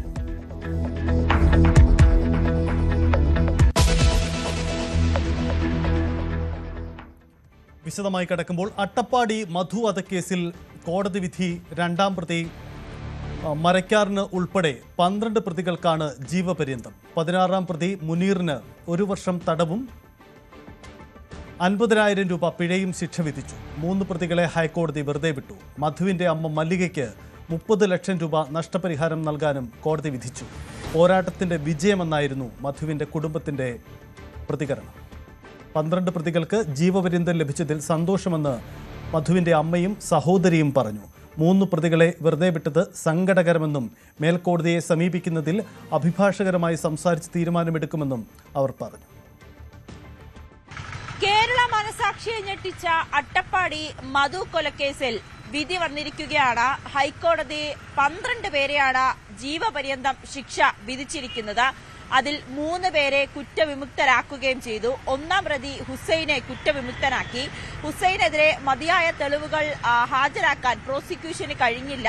പ്രതിഭാഗത്തിന്റെ വാദത്തെ പൂർണ്ണമായും അംഗീകരിക്കുന്ന സാഹചര്യമായിരുന്നു ഇന്ന് കോടതിയിൽ നിന്നും ഉണ്ടായിരിക്കുന്നത്. അതോടൊപ്പം തന്നെ നേരത്തെ മണ്ണാർക്കാട് കീഴ്ക്കോടതി വെറുതെ വിട്ട 4ഉം 11ഉം പ്രതികളായിട്ടുള്ള അനീഷിനെയും അബ്ദുൽ കരീമിനെയും വീണ്ടും ഹൈക്കോടതി വെറുതെ വിട്ടിരിക്കുകയാണ്. ആ ഉത്തരവ് ശരിവെച്ചിരിക്കുകയാണ്. എന്തായാലും ജീവപര്യന്തം ശിക്ഷ ലഭിച്ച ഈ ഒരു നടപടിയിൽ ആശ്വാസമുണ്ടെന്നും സന്തോഷമുണ്ടെന്നും വിധിയിൽ തൃപ്തരാണെന്നും മധുവിന്റെ കുടുംബം പറഞ്ഞു. ഇതേമാതിരി ലോക ജനങ്ങൾ ഇങ്ങനെ എന്നെ സഹായിച്ചു. അതുകൊണ്ടാണ് അങ്ങനെ ഇത്ര ആയത്. ഇല്ലാത്തവനെ ഒറ്റയ്ക്ക് എന്നുകൊണ്ട് സാധിക്കില്ല. ഒരു പ്രതിയെ വെറുതെ വിട്ടു. പിന്നെ വെറുതെ വിട്ടു. ഒരു 500 രൂപയ്ക്ക് വിട്ടു. ഇതെല്ലാം വേദനയില്ല. അവർ സത്യത്തിൽ ബുദ്ധിയുള്ളവരെയാണ് ഇങ്ങനെ വിട്ടു. ബഹുമാനപ്പെട്ട ഹൈക്കോടതിയിൽ എത്തിയപ്പം അതിലൊരു നല്ലൊരു ആശ്വാസമാണ് ഞങ്ങൾക്ക് തന്നിട്ടുള്ളത്. ഇതിന് തക്കതായ ശിക്ഷ തന്നെയാണ് ബഹുമാനപ്പെട്ട കോടതി കൊടുത്തിരിക്കുന്നത്. ഇപ്പോൾ ഈ 12 പേർക്ക് ജീവപര്യന്തം കൊടുത്തു എന്നതിന് എനിക്ക് വളരെ ആശ്വാസം തന്നെയാണ്. എന്നാൽ 1ാം പ്രതിയെ വെറുതെ വിട്ട കോടതി നടപടിക്കെതിരെ സുപ്രീം കോടതിയെ സമീപിക്കാനാണ് മധുവിന്റെ കുടുംബവും പ്രോസിക്യൂഷനും തീരുമാനിച്ചിരിക്കുന്നത്. ഒപ്പം 4ഉം 11ഉം പ്രതികളെ വെറുതെ വിട്ട നടപടിക്കെതിരെയും പ്രോസിക്യൂഷൻ മേൽക്കോടതിയെ സമീപിക്കുന്നുണ്ട്. ഹുസൈനെതിരായിട്ടുള്ള തെളിവുകൾ ഉണ്ടെന്നും പക്ഷേ ഈ സാക്ഷികളടക്കം കൂറുമാറിയതും ഈ തെളിവുകൾ കൃത്യമായി കോടതി പരിശോധിക്കാത്തതുമാണ് 1ാം പ്രതിയെ വെറുതെ വിടാൻ കാരണമെന്നാണ് പ്രോസിക്യൂഷനും അതോടൊപ്പം തന്നെ മധുവിന്റെ കുടുംബത്തിന്റെ അഭിഭാഷകനും ഉന്നയിക്കുന്നത്. 1ാം പ്രതിയെ വെറുതെ വിട്ടതിൽ സമരസമിതിയും കുടുംബവും ആലോചിച്ച് ഗവൺമെന്റുമായിട്ട് ആലോചിച്ച് നമ്മൾ സുപ്രീം കോടതിയിൽ ഇതിന് അപ്പീൽ പോകും. 12 പ്രതികൾക്കാണ് 3 ജീവപര്യന്തമായിട്ട് കൊടുത്തിട്ടുള്ളത്. ഈ കേസിനെ സംബന്ധിച്ചിടത്തോളം ഒരു തരത്തിൽ പറഞ്ഞാൽ ഇതൊരു മികച്ച സന്ദേശമാണ്. 1ാം പ്രതിയെ വെറുതെ വിടുമ്പോൾ ബഹുമാനപ്പെട്ട ഹൈക്കോടതി ഈ സമൂഹത്തിന് മോശപ്പെട്ട ഒരു സന്ദേശമാണ് കൊടുത്തിട്ടുള്ളത്. എന്നാൽ 12 പേർക്ക് 3 ജീവപര്യന്തം കൊടുത്തത് വഴി മറ്റൊരു സന്ദേശം കൂടി ഈ സമൂഹത്തിന് കൊടുത്തിട്ടുണ്ട്. 2ാം പ്രതി മരക്കാർ ഉൾപ്പെടെ 12 പ്രതികൾക്കാണ് ജീവപര്യന്തം. അതേസമയം 16ാം പ്രതിക്ക് 1 വർഷം ശിക്ഷ അനുഭവിച്ചാൽ മതിയാകും. കീഴ്ക്കോടതി 3 മാസമായിരുന്നു ശിക്ഷയും 500 രൂപ പിഴയുമായിരുന്നു ചുമത്തിയിരുന്നത്. ഈ 16ാം പ്രതിയായിട്ടുള്ള മുനീർ മധുവിനെ മർദ്ദിക്കുന്ന ദൃശ്യങ്ങൾ പകർത്തി എന്നതാണ് കുറ്റം ചുമത്തിയിരിക്കുന്നത്. അതിന്റെ അടിസ്ഥാനത്തിലാണ് 1 വർഷം ശിക്ഷ അനുഭവിക്കണമെന്ന ഉത്തരവ് കൂടി കോടതി പറയുന്നത്. 12-ാം പ്രതി മരക്കാർ, 3-ാം പ്രതി ഷംസുദ്ദീൻ, 5-ാം പ്രതി രാധാകൃഷ്ണൻ, 6-ാം പ്രതി അബൂബക്കർ, 7-ാം പ്രതി സിദ്ദിഖ, 8-ാം പ്രതി ഉബൈദ, 9-ാം പ്രതി നജീബ്, 10-ാം പ്രതി ജൈജുമോൻ, 12-ാം പ്രതി സജീവ്, 13-ാം പ്രതി സതീഷ്, 14-ാം പ്രതി ഹരീഷ്, 15-ാം പ്രതി ബിജു എന്നിവർക്കാണ് നിലവിൽ ജീവപര്യന്തം ശിക്ഷ വിധിച്ചിരിക്കുന്നത്. ഒപ്പം ഓരോ വ്യക്തിയിൽ നിന്നും 50,000 രൂപ പിഴയായി ചുമത്തുവാനും കോടതി ഉത്തരവിട്ടിട്ടുണ്ട്. ആ കിട്ടുന്ന തുകയിൽ നിന്നും മധുവിന്റെ കുടുംബം, മധുവിന്റെ അമ്മ മല്ലിക്ക് 30 ലക്ഷം രൂപ കൈമാറണമെന്നും ഹൈക്കോടതി ഉത്തരവിട്ടിട്ടുണ്ട്. ഗൺമാന്മാരുടെ മർദ്ദനത്തിൽ SIT ആദ്യ റിപ്പോർട്ട് കൈമാറി. സംഭവത്തിൽ ADGP MR അജിത് കുമാറിന്റെ ഇടപെടലിന്റെ കൂടുതൽ വിവരങ്ങളും പുറത്തു വന്നിട്ടുണ്ട്. മുൻ മുഖ്യമന്ത്രി പിണറായി വിജയന്റെ ഗൺമാൻ അനിലിനെയും സുരക്ഷാ ഉദ്യോഗസ്ഥൻ സന്ദീപിനെയും ചോദ്യം ചെയ്യാനുള്ള നീക്കം ADGP ഇടപെട്ട് തടഞ്ഞു എന്നതാണ് കണ്ടെത്തൽ. തെളിവ് ശേഖരണത്തിനും അജിത് കുമാർ തടസ്സം നിന്നെന്നും SITക്ക് മൊഴി ലഭിച്ചു. 5 ഉദ്യോഗസ്ഥരാണ് അജിത് കുമാറിനെതിരെ മൊഴി നൽകിയത്. ADGP MR അജിത് കുമാറിന്റെ ഓഫീസിലെ ഉദ്യോഗസ്ഥർക്കെതിരെയും അന്വേഷണം വന്നേക്കും. ഓഫീസിലെ 2 ഉദ്യോഗസ്ഥർ ഭീഷണിപ്പെടുത്തിയെന്ന മൊഴിയുടെ അടിസ്ഥാനത്തിലാണ് ഈ അന്വേഷണം. ആലപ്പുഴയിലെ പോലീസ് മർദ്ദനവുമായി ബന്ധപ്പെട്ട സംഭവത്തിൽ ഇരകളാക്കപ്പെട്ട AD തോമസ്, നിലവിലെ MLA ആയ AD തോമസ്, അതോടൊപ്പം അജയ് ജുവൽ കുര്യാക്കോസ്, ഈ 2 പേർ നൽകിയ പരാതിയുടെ അടിസ്ഥാനത്തിലാണ് ഒരുപാട് ഇടവേളയ്ക്ക് ശേഷം FIR രജിസ്റ്റർ ചെയ്യുകയും ഡിവൈഎസ്പിയുടെ നേതൃത്വത്തിലുള്ള പ്രത്യേക സംഘം ഈ കേസിന്റെ അന്വേഷണം ഏറ്റെടുത്ത് അന്വേഷണം ആരംഭിക്കുകയും ചെയ്തത്. പക്ഷേ ഈ അന്വേഷണത്തിന്റെ ആദ്യഘട്ടം മുതൽ ഡിവൈഎസ്പി ഉൾപ്പെടെയുള്ള 5 ഉദ്യോഗസ്ഥരെ സമ്മർദ്ദത്തിലാക്കാനുള്ള ബോധപൂർവമായ നീക്കം ക്രമസമാധാന ചുമതലയുള്ള ADGP ആയിരുന്ന MR അജിത് കുമാറിന്റെ ഭാഗത്തു നിന്ന് ഉണ്ടായി എന്ന് വ്യക്തമാക്കുന്ന മൊഴിയാണ് ഈ അന്വേഷണ ഉദ്യോഗസ്ഥർ SITക്ക് ഇപ്പോൾ നൽകിയിരിക്കുന്നത്. അതിലെ ഏറ്റവും പ്രധാനപ്പെട്ട കാര്യങ്ങളാണ് ഇപ്പോൾ പുറത്തു വന്നുകൊണ്ടിരിക്കുന്നത്. അതിൽ എടുത്തു പറയുന്ന ഒരു കാര്യം, ഇവരെ ചോദ്യം ചെയ്യണമെന്ന ആവശ്യം, അതായത് ഈ അന്ന് മുഖ്യമന്ത്രിയായിരുന്ന പിണറായി വിജയന്റെ ഗൺമാന്മാരായിരുന്ന അനിലിനെയും അതോടൊപ്പം സന്ദീപിനെയും ചോദ്യം ചെയ്യണം, അതിനായി ആലപ്പുഴയിലേക്ക് വിളിച്ചു വരുത്തണമെന്ന ആവശ്യം അന്വേഷണ സംഘം മുമ്പോട്ട് വെച്ചപ്പോൾ അത് തടയാനുള്ള ബോധപൂർവമായ നീക്കം നടത്തിയത് ADGP MR അജിത് കുമാർ ആയിരുന്നു. അതോടൊപ്പം ഈ അന്വേഷണ റിപ്പോർട്ടിൽ തിരുത്തലുകൾ വരുത്താൻ, അതായത് ഈ ഉദ്യോഗസ്ഥരെ സുരക്ഷിതരാക്കുന്ന തരത്തിൽ ഇത് ഔദ്യോഗിക കൃത്യനിർവഹണത്തിനിടെ ഉണ്ടായ ഒരു സ്വാഭാവിക നടപടി മാത്രമാണ് എന്ന് തിരുത്താൻ നിർദ്ദേശം നൽകിയത് MR അജിത് കുമാർ ആയിരുന്നു.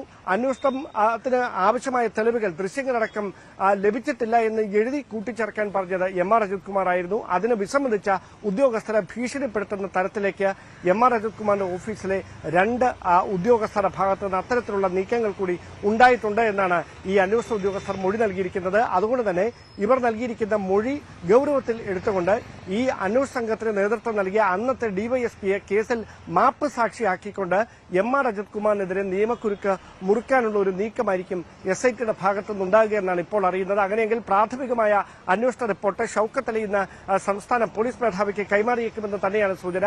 ആ അന്വേഷണ റിപ്പോർട്ടിന്റെ അടിസ്ഥാനത്തിലായിരിക്കും MR അജിത് കുമാറിനെതിരെയും ഈ കേസിൽ ഉൾപ്പെട്ട മറ്റ് പ്രതികൾക്കെതിരെയും എന്ത് നടപടി വേണം എന്ന കാര്യത്തിൽ തീരുമാനമുണ്ടാകുക. ഒരുപക്ഷെ അനിൽകുമാറിനും അതോടൊപ്പം സന്ദീപിനും ഉൾപ്പെടെ 5 കേസിലെ FIRൽ പ്രതിപ്പട്ടികയിൽ ഉൾപ്പെട്ട 5 പേർക്കെതിരെ അടിയന്തരമായ അച്ചടക്ക നടപടിയിലേക്ക് ആഭ്യന്തര വകുപ്പ് കടന്നേക്കും. അതിനപ്പുറത്തേക്ക് MR അജിത് കുമാർ സംസ്ഥാനത്തെ നിർണായകമായ പദവിയിലുള്ള ADGPയാണ്. അതുകൊണ്ട് തന്നെ ADGPക്കെതിരെ ഏത് തരത്തിലുള്ള ഒരു നടപടി വേണമെന്ന് സർവീസ് ചട്ടങ്ങൾ പാലിച്ചുകൊണ്ട് മാത്രമേ ആ നടപടികളിലേക്ക് കടക്കാൻ കഴിയുകയുള്ളൂ.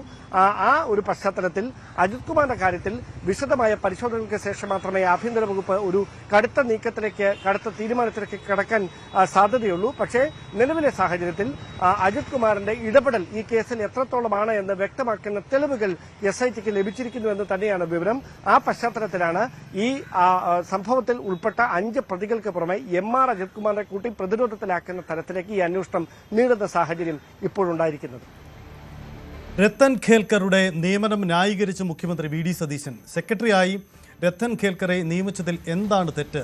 നേരത്തെയും CEOമാർ വേറെ പദവികൾ വന്നിട്ടുണ്ട്. ബംഗാളുമായി താരതമ്യം ചെയ്യാൻ ഇത് കഴിയില്ല. ഖേൽക്കറെ കുറിച്ച് ഇവിടെ ആർക്കെങ്കിലും പരാതി ഉണ്ടായിരുന്നു? അദ്ദേഹം തെരഞ്ഞെടുപ്പ് അട്ടിമറിച്ചെന്ന് ആരെങ്കിലും പറഞ്ഞു? ഇതിലും വലിയ തമാശ എന്താണെന്നും VD സതീശൻ ചോദിച്ചു. എന്താണ് ആ വിവാദത്തിന്റെ അടിസ്ഥാനം? അദ്ദേഹം സംസ്ഥാന സർവീസിലുള്ള ആളാണ്, അല്ലേ? ഓൾ ഇന്ത്യ സർവീസിലുള്ള സംസ്ഥാനത്തെ ഒരു ഉദ്യോഗസ്ഥനാണ്. എങ്ങനെയാണ് ചീഫ് ഇലക്ടറൽ ഓഫീസറെ നിയമിക്കുന്നത്? ഗവൺമെന്റ് കൊടുക്കുന്ന പാനൽ, സംസ്ഥാന ഗവൺമെന്റ് കൊടുക്കുന്ന പാനലിൽ നിന്നും ചീഫ് ഇലക്ഷൻ കമ്മീഷണർ അദ്ദേഹത്തെ നിയമിക്കും. എന്തിനാണ്? ഇലക്ഷൻ നടത്തുന്നതിന് വേണ്ടിയിട്ട്. ഇലക്ഷൻ നടത്തി കഴിഞ്ഞാൽ അതിന്റെ ജോലി തീർന്നു. ഇതിനു മുമ്പിരുന്ന എല്ലാവരും അവരുടെ ഔദ്യോഗിക കാര്യം കഴിഞ്ഞു കഴിഞ്ഞാൽ, ഇതിപ്പോ ചീഫ് ഇലക്ഷൻ കമ്മീഷണറെ അറിയിച്ചിട്ടുണ്ട് വേറൊരു ജോലിയിലേക്ക് ജോയിൻ ചെയ്യാണെന്ന്. ബംഗാളുമായിട്ടാണ് താരതമ്യപ്പെടുത്തുന്നത്. അല്ലാതെ ഒരു പൊളിറ്റിക്കൽ പാർട്ടിയും അദ്ദേഹത്തിനെതിരായിട്ട് അദ്ദേഹം ഇലക്ഷൻ മാനിപ്പുലേറ്റ് ചെയ്തെന്നോ, അദ്ദേഹമാണ് ഞങ്ങളെ ജയിപ്പിച്ചത്, UDFന് 102 സീറ്റ് മേടിച്ചു തന്നത് ഈ രത്തൻ കേൽക്കറാണ്. എന്തൊരു തമാശയാണ് കേരളത്തിൽ നടക്കുന്നത്, എന്തൊരു തമാശയാണ്. പിണറായി ഗവൺമെന്റ് പാനൽ കൊടുത്ത അതിൽ നിന്നാണ് ചീഫ് ഇലക്ഷൻ കമ്മീഷൻ ഇദ്ദേഹത്തെ ചീഫ് ഇലക്ടറൽ ഓഫീസറാക്കിയത്. പിണറായി ഗവൺമെന്റ് അദ്ദേഹത്തെ പാനലിൽ പെടുത്തിയത് തെരഞ്ഞെടുപ്പിൽ കൃത്രിമം കാണിച്ച് UDFന് 102 സീറ്റ് മേടിച്ചു കൊടുക്കാനാണ്. ഇതിനേക്കാൾ വലിയ തമാശയുണ്ട് ഇതൊക്കെ ചർച്ച ചെയ്യുന്നത്. എറണാകുളം മലയിടും തുരുത്ത് കുടിയൊഴിപ്പിക്കലിൽ സർക്കാരിന് ഹൈക്കോടതിയുടെ വിമർശനം. കോടതി വിധി നടപ്പാക്കുകയല്ലാതെ സർക്കാരിന് മറ്റു മാർഗമില്ലെന്ന് ഹൈക്കോടതി പറഞ്ഞു. കോടതി വിധിയെ സർക്കാർ അനുസരിക്കുകയാണ് വേണ്ടത്. കുടിയൊഴിപ്പിക്കലിൽ സാങ്കേതികത പറയുകയല്ല വേണ്ടത്. അത് കോടതി വിധിയുടെ ശക്തിയെ ഇല്ലാതാക്കുന്ന നടപടിയെന്നും സിംഗിൾ ബെഞ്ച് നിരീക്ഷിച്ചു. ബുദ്ധിമുട്ടില്ലാതെ പ്രശ്നം പരിഹരിക്കാൻ 2 ആഴ്ചത്തെ സാവകാശം വേണമെന്ന സർക്കാർ ആവശ്യം ഹൈക്കോടതി അംഗീകരിച്ചിട്ടുണ്ട്. ഇന്ന് അഡ്വക്കേറ്റ് ജനറൽ നേരിട്ട് ഈ കേസിൽ കോടതിയിൽ ഹാജരാവുകയും ഈ വിഷയത്തിൽ 2 ആഴ്ചത്തെ സാവകാശം ആവശ്യപ്പെടുകയും ചെയ്തു. കോടതി 2 ആഴ്ചത്തെ സാവകാശം മറ്റ് നടപടികൾക്ക് എടുക്കുന്നതിന് നൽകിയിട്ടുണ്ട്. ഈ 2 ആഴ്ചക്കകം ഭരണകൂടം അവിടെ താമസിക്കുന്ന 7 കുടുംബങ്ങൾക്ക് അനുകൂലമായ, ആ കുടുംബങ്ങളെ രക്ഷപ്പെടുത്തുന്ന തരത്തിലുള്ള ഏത് തീരുമാനവും എടുക്കാൻ ഏതറ്റവും വരെ പോകും എന്നാണ് ഉറപ്പ് നൽകിയിരിക്കുന്നത്. ഗവൺമെന്റ് അപ്രകാരം പ്രവർത്തിക്കുമെന്നുള്ള ഉറപ്പ് ഞങ്ങൾക്കുമുണ്ട്. മലയിടം തുരുത്തിൽ ഇപ്പോൾ നടക്കുന്ന നടപടികളിൽ കൃത്യമായ രീതിയിലുള്ള റിപ്പോർട്ട് ഹൈക്കോടതിയിൽ സമർപ്പിക്കാനാണ് സർക്കാർ ലക്ഷ്യമിടുന്നത്. ഇത് പ്രകാരം തന്നെ ഒരു ഭാഗത്ത് ചില ഉഭയകക്ഷി ചർച്ചകൾ നടക്കുന്നുണ്ട്. അതോടൊപ്പം തന്നെ ഇപ്പോൾ നടക്കുന്ന പോലീസ് നടപടിയടക്കം നിർത്തിവെച്ചിരിക്കുന്ന ഒരു സാഹചര്യമുണ്ട്. ഇതെല്ലാം കോടതിയിൽ വിശദമായിട്ട് റിപ്പോർട്ട് സമർപ്പിക്കാനാണ് സർക്കാർ ഉദ്ദേശിക്കുന്നത്. കഴിഞ്ഞ ദിവസങ്ങളിൽ മന്ത്രിതല ചർച്ച തന്നെ ഈ വിഷയവുമായി ബന്ധപ്പെട്ടുകൊണ്ട് നടന്നിരുന്നു. മന്ത്രി റോജി എം ജോണിന്റെ അധ്യക്ഷതയിൽ ഇനിയിപ്പോൾ സ്വീകരിക്കേണ്ട നടപടികൾ എന്ത്, അല്ലെങ്കിൽ ഏത് രീതിയിലാണ് ഇത് മറികടക്കാൻ കഴിയുക എന്നതടക്കമുള്ള കാര്യങ്ങൾ ചർച്ച ചെയ്യുകയുണ്ടായി. ഇതിന്റെ ആദ്യപടിയായിട്ട് പോലീസിനോട് ആവശ്യപ്പെട്ട് ഇപ്പോഴുള്ള നടപടികൾ നിർത്തിവെക്കുക, കാരണം വലിയ രീതിയിലുള്ള ക്രമസമാധാന വിഷയങ്ങൾ ഉണ്ടാകുന്നു എന്നതടക്കമുള്ള കാര്യങ്ങൾ പോലീസിന്റെ ഭാഗത്തു നിന്ന് കോടതിയെ ബോധ്യപ്പെടുത്തുക. ഒപ്പം തന്നെയും ഈ സ്ഥലമുടമകളോടും മറ്റുമായിട്ട് സംസാരിക്കുന്നുണ്ട്. സ്ഥലമുടമകളോട് സംസാരിച്ചിട്ട് അവർക്ക് ഇതിൽ നിന്ന് പിന്മാറാൻ സാധ്യമാണോ, അല്ലെങ്കിൽ മറ്റെന്ത് പോംവഴികളാണ് ഇതുമായി ബന്ധപ്പെട്ടുകൊണ്ട് നിർദ്ദേശിക്കാൻ സാധിക്കുന്നത്. ഒരുപക്ഷെ കുടിയൊഴിപ്പിക്കപ്പെടുകയാണെങ്കിൽ, കോടതി നിർദ്ദേശം അതാണ്, കുടിയൊഴിപ്പിക്കപ്പെടുകയാണെങ്കിൽ ഇവരെ പുനരധിവാസം അടക്കമുള്ള കാര്യങ്ങൾ ചെയ്യേണ്ടതുണ്ട്. അതിന് നിലവിലുള്ള സാഹചര്യത്തിൽ എന്താണ് ചെയ്യാൻ കഴിയുന്നത്? ഈ ഭൂ ഉടമകൾക്കും മറ്റും ഏതെങ്കിലും രീതിയിൽ അതിൽ ഇടപെടാൻ കഴിയുമോ, അതോ സർക്കാർ സംവിധാനത്തിൽ നിന്നുകൊണ്ട് തന്നെ ചെയ്യാൻ കഴിയുമോ എന്നതടക്കമുള്ള കാര്യങ്ങൾ പൂർത്തീകരിക്കേണ്ടതുണ്ട്. അപ്പോൾ ഇത്തരം കാര്യങ്ങളെല്ലാം തന്നെ കോടതിയിൽ അറിയിക്കുക, രേഖാമൂലമായിട്ട് തന്നെ അറിയിക്കുക. അതിൻ്റെ അടിസ്ഥാനത്തിൽ തൽക്കാലത്തേക്ക് ഇപ്പോഴുള്ള നടപടികൾ അതിൽ നിന്ന് താൽക്കാലികമായ ഒരു വിടുതൽ നൽകുക എന്നത് തന്നെയാണ്. പക്ഷേ നടപടികൾ പൂർത്തീകരിക്കുക, പക്ഷേ അതിന് സാവകാശം നൽകുക എന്ന രീതിയിലേക്കാണ് മുന്നോട്ട് പോകുന്നത്. അതേസമയം തന്നെ ഇതൊരു രാഷ്ട്രീയ വിഷയമായി ഉയർത്തിക്കൊണ്ടുവരാനാണ് CPM ശ്രമിക്കുന്നത്. കാരണം കഴിഞ്ഞ ദിവസങ്ങളിലായിട്ട് ഇടത് നേതാക്കളടക്കം നിരവധിയായ ആളുകൾ അവിടെ സന്ദർശിക്കുന്നു. ഇന്നിപ്പോൾ CPM സംസ്ഥാന സെക്രട്ടറി MV ഗോവിന്ദനടക്കം അവിടെ സന്ദർശിക്കുകയുണ്ടായി. അദ്ദേഹം പറയുന്നത് ഒരു കാരണവശാലും ഒഴിപ്പിക്കാൻ സമ്മതിക്കുകയില്ല, സമ്പന്നർക്ക് വേണ്ടിയാണ് ഇപ്പോൾ കുടിയൊഴിപ്പിക്കൽ നടക്കുന്നത് എന്നതാണ്. എന്നാൽ അതേസമയം തന്നെ അത് ഒരു രാഷ്ട്രീയ വിഷയമായി ഉയർത്തിക്കൊണ്ടുവരാൻ കോൺഗ്രസും UDFും ശ്രമിക്കുന്നുണ്ട്. കാരണം 10 വർഷക്കാലമായിട്ട് ഇവിടെ സർക്കാരുണ്ടായിരുന്നു, ഇടത് സർക്കാരുണ്ടായിരുന്നു. അവർക്ക് ഒന്നും ചെയ്യാനായിട്ട് ഈ വിഷയത്തിൽ സാധിച്ചിരുന്നില്ല. അവിടേക്ക് എത്തുന്ന പോലീസിനെ തടുക്കുക എന്നത് മാത്രമായിരുന്നു കഴിഞ്ഞിരുന്നത്. അല്ല, സർക്കാർ ഇടപെടുമായിരുന്നെങ്കിൽ നേരത്തെ തന്നെ ഇടപെട്ടുകൊണ്ട് ഈ പ്രശ്നം തീർക്കാമായിരുന്നില്ലേ. ഇപ്പോൾ സംസ്ഥാന സർക്കാർ, പുതിയ സർക്കാർ അത് ഇടപെട്ട് തീർക്കാൻ ശ്രമിക്കുമ്പോൾ അതിനെപ്പോലും തടയിടാൻ ശ്രമിക്കുന്ന രീതിയിലേക്കാണ് CPM നീങ്ങുന്നതെന്നാണ് UDFിൻ്റെയും കോൺഗ്രസിൻ്റെയും പ്രധാന ആരോപണം. എന്തായാലും ഇത് മലയിടം തുരുത്തിലെ കുടിയൊഴിപ്പിക്കൽ അത് ഇപ്പോൾ ഒരു രാഷ്ട്രീയ വിഷയമായിട്ട് മാറിയിരിക്കുന്നു എന്ന കാര്യത്തിൽ യാതൊരു സംശയവുമില്ല. മലയിടം തുരുത്തിലെ ജനങ്ങളെ സംരക്ഷിക്കുമെന്ന് മുഖ്യമന്ത്രി VD സതീശൻ. ഒരു കുടുംബവും വഴിയാധാരമാകില്ല. ഭൂമി പ്രശ്നത്തിൽ മുൻ സർക്കാർ ചെറുവിരൽ അനക്കിയിട്ടില്ലെന്നും 14 തവണ ഒഴിപ്പിക്കാൻ ശ്രമം നടന്നുവെന്നും മുഖ്യമന്ത്രി പറഞ്ഞു. അത് 15ാമത്തെ പോക്കാണ് അവർ റിക്കവറി നടത്താൻ വേണ്ടിയിട്ട് പോകുന്നത്, ജപ്തി ചെയ്യാൻ വേണ്ടിയിട്ട് പോകുന്നത്. അവരെ ജപ്തിയല്ല, അവരെ അവിടുന്ന് ഒഴിപ്പിക്കാൻ വേണ്ടി, എവിക്ഷന് വേണ്ടി പോകുന്നത്.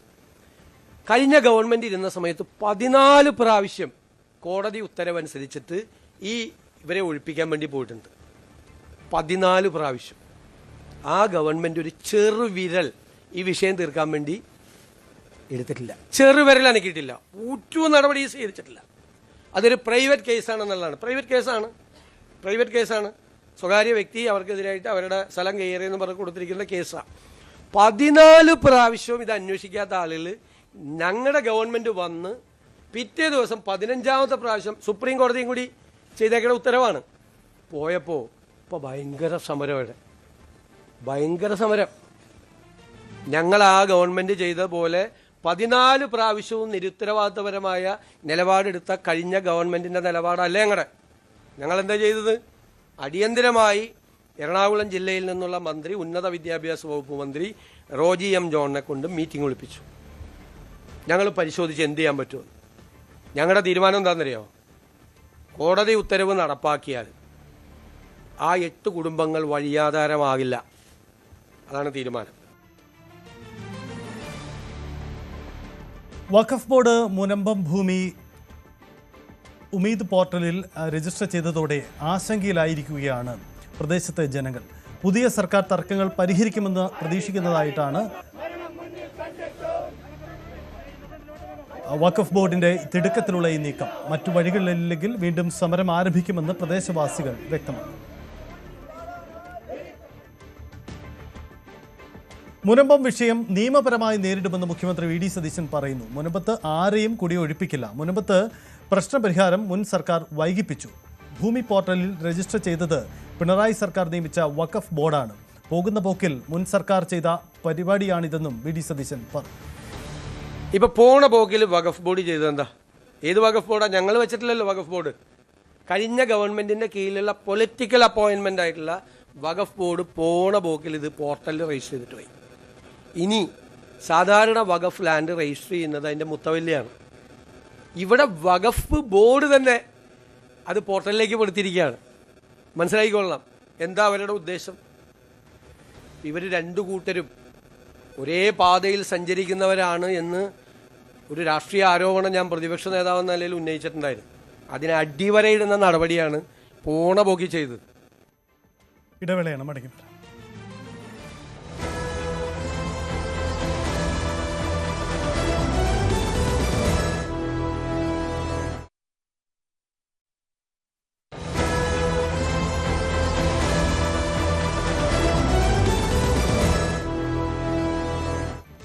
വയറ്റിൽ കത്രിക കുടുങ്ങിയ സംഭവത്തിൽ കഴിഞ്ഞ സർക്കാരിലെ ആരോഗ്യ വകുപ്പിനെതിരെ സമരം നടത്തിയ ഹർഷിനയ്ക്ക് സർക്കാർ ജോലി.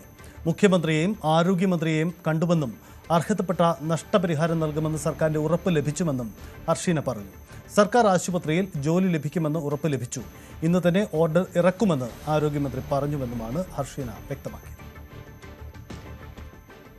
താരസംഘടനയ്ക്കുള്ളിലെ പൊട്ടിത്തെറികളിൽ മൗനം പാലിക്കുകയാണ് മുതിർന്ന താരങ്ങൾ.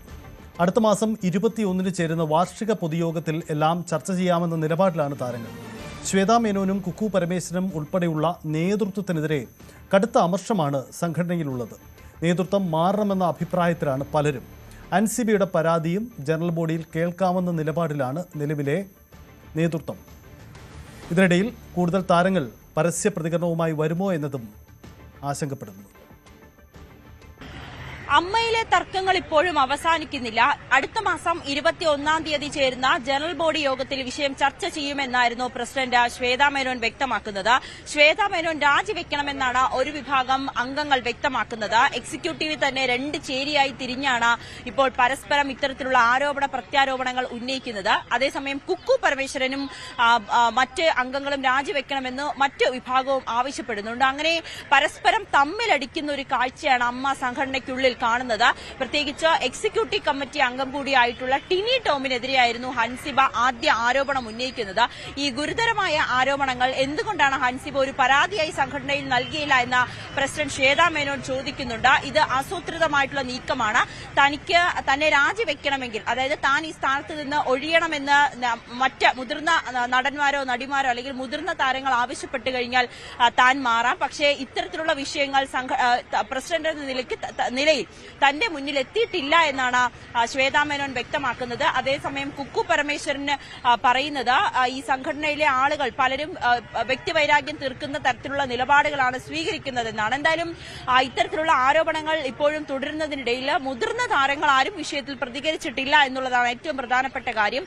വനിതാ അംഗങ്ങൾ അല്ലെങ്കിൽ വനിതാ സ്ഥാനത്തേക്ക്, ഇതിന്റെ മുതിർന്ന സ്ഥാനത്തേക്ക്, പ്രസിഡന്റ്, ജനറൽ സെക്രട്ടറി സ്ഥാനങ്ങളിലേക്ക് വനിതകൾ തന്നെ വരട്ടെ, ഒരു വലിയ മാറ്റമുണ്ടാകും, വിപ്ലവം ഉണ്ടാകുമെന്ന് പ്രതീക്ഷിച്ചുകൊണ്ടാണ് ഇവരെ സ്ഥാനത്ത് അല്ലെങ്കിൽ ഇവരെ വിജയിപ്പിച്ചത്. പക്ഷേ അവർക്ക് വേണ്ട രീതിയിൽ സംഘടനയെ ഒന്നിച്ച് മുന്നോട്ട് കൊണ്ടുപോകാൻ കഴിഞ്ഞില്ല എന്ന തരത്തിലുള്ള വിമർശനം വരുമ്പോൾ മുതിർന്ന താരങ്ങൾ പ്രതികരിക്കാത്തതും ഏറെ ചർച്ച ചെയ്യുകയാണ്. എന്തായാലും വിഷയം രമ്യമായി പരിഹരിക്കണമെന്നാണ് ഒരു വിഭാഗം താരങ്ങൾ ആവശ്യപ്പെടുന്നത്. ഇന്നലെ മാലാ പാർവതി അടക്കം രംഗത്തെത്തി സംഘടനയ്ക്കെതിരെ അല്ലെങ്കിൽ എക്സിക്യൂട്ടീവ് അംഗങ്ങൾക്കെതിരെ രൂക്ഷ വിമർശനം ഉന്നയിച്ചിരുന്നു. എന്തായാലും ജനറൽ ബോഡിയിൽ അൻസിബ ഉന്നയിച്ച ഗുരുതരമായിട്ടുള്ള ടിലിടോമിനെതിരായിട്ടുള്ള ഗുരുതരമായ ആരോപണവും അതോടൊപ്പം തന്നെ എക്സിക്യൂട്ടീവ് കമ്മിറ്റി പിരിച്ചുവിട്ട് സ്ഥാനത്തേക്ക് പ്രസിഡന്റ്, ജനറൽ സെക്രട്ടറി ഉൾപ്പെടെയുള്ള സ്ഥാനങ്ങളിലേക്ക് പുതിയ ആളുകൾ വരണം എന്ന ഒരു വിഭാഗം ആളുകളുടെ ആവശ്യങ്ങൾ, ഇത് രണ്ടുമായിരിക്കും പരിഗണിക്കുക എന്നാണ് ഇപ്പോൾ ലഭിക്കുന്നത്.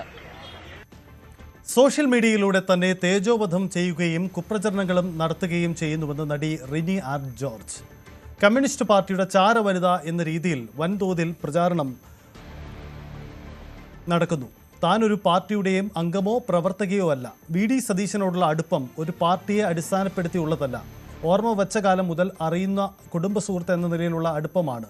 തന്നെ ആസൂത്രിതമായി വേട്ടയാടിയിട്ടും തളരുന്നില്ല എന്ന് മനസ്സിലാക്കി ഹേറ്റ് ക്യാമ്പയിൻ അഴിച്ചുവിടുന്നുവെന്നും റിനി ആൻഡ് ജോർജ് പറഞ്ഞു. എൽദോസ് കുന്നപ്പള്ളിക്കെതിരെയുള്ള പീഡന പരാതിയിൽ അതിജീവിത കൂറുമാറി. നെയ്യാറ്റിൻകര അതിവേഗ പോക്സോ കോടതിയിൽ തന്നെ പീഡിപ്പിച്ചിട്ടില്ല എന്ന് അതിജീവിത മൊഴി നൽകി. കേസിലെ മറ്റ് 2 സാക്ഷികളും മൊഴി മാറ്റിപ്പറഞ്ഞു. കോവളത്തുൾപ്പെടെ 6 കേന്ദ്രങ്ങളിൽ വെച്ച് തന്നെ പീഡിപ്പിച്ചു എന്നുള്ളതായിരുന്നു നേരത്തെ അതിജീവിതയുടെ പരാതി. എന്നാൽ ഈ മൊഴികളെല്ലാം ഇപ്പോൾ കോടതിയിൽ നിഷേധിച്ച സാഹചര്യമാണ് ഉണ്ടായത്. ഈ വർഷത്തെ ആദ്യഘട്ട പത്മ പുരസ്കാര വിതരണം രാഷ്ട്രപതി ദ്രൗപദി മുർമു നിർവഹിച്ചു. ആലപ്പുഴ മുതുകുളം സ്വദേശിയായ പരിസ്ഥിതി പ്രവർത്തക കൊല്ലക്കയിൽ ദേവകിയമ്മ ഉൾപ്പെടെയുള്ളവർക്കാണ് പുരസ്കാരം കൈമാറിയത്. രാഷ്ട്രപതി ഭവനിലെ ഗണതന്ത്ര മണ്ഡപത്തിലാണ് വെച്ചായിരുന്നു പുരസ്കാര വിതരണം. ആകെ 131 പത്മ പുരസ്കാരങ്ങളാണ് രാഷ്ട്രപതി അംഗീകാരം നൽകിയിരുന്നത്. 2 പത്മവിഭൂഷൺ, 6 പത്മഭൂഷൺ, 58 പത്മശ്രീ അടക്കം 66 പത്മ പുരസ്കാരങ്ങളാണ് ആദ്യഘട്ടത്തിൽ വിതരണം ചെയ്തത്. ബാക്കിയുള്ള പുരസ്കാരങ്ങൾ പിന്നീട് നടക്കുന്ന ചടങ്ങിൽ സമ്മാനിക്കും.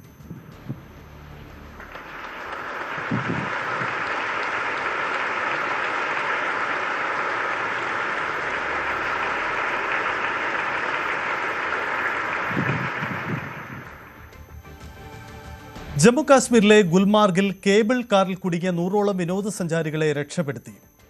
ഗോണ്ടോള കേബിൾ കാർ സർവീസിൽ സാങ്കേതിക തകരാർ സംഭവിച്ചാണ് അപകടമുണ്ടായത്. സംസ്ഥാന ദുരന്ത നിവാരണ സേന, ദേശീയ ദുരന്ത നിവാരണ സേന, പോലീസ്, സൈന്യം എന്നിവർ സംയുക്തമായിട്ടാണ് രക്ഷാപ്രവർത്തനങ്ങൾ നടത്തുന്നത്.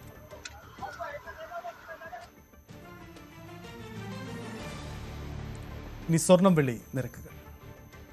കവിത ഗോൾഡ് ആൻഡ് ഡയമണ്ട്സ് ഇന്നത്തെ സ്വർണം വെള്ളി നിരക്കുകൾ നിങ്ങൾക്കായി സമർപ്പിക്കുന്നത് Kavita Gold and Diamonds, the versatile jeweler. സ്വർണം 22 ക്യാരറ്റ് ഗ്രാമിന് 14,610, പവന് 1,16,880. 18 ക്യാരറ്റ് ഗ്രാമിന് 12,070 രൂപയാണ്, പവന് 96,560. വെള്ളി ഗ്രാമിന് 285, കിലോഗ്രാമിന് 2,80,000. കവിത ഗോൾഡ് ആൻഡ് ഡയമണ്ട്സ് ഇന്നത്തെ സ്വർണം വെള്ളി നിരക്കുകൾ നിങ്ങൾക്കായി സമർപ്പിച്ചത് Kavita Gold and Diamonds, the versatile jeweler. മടങ്ങി വരാം.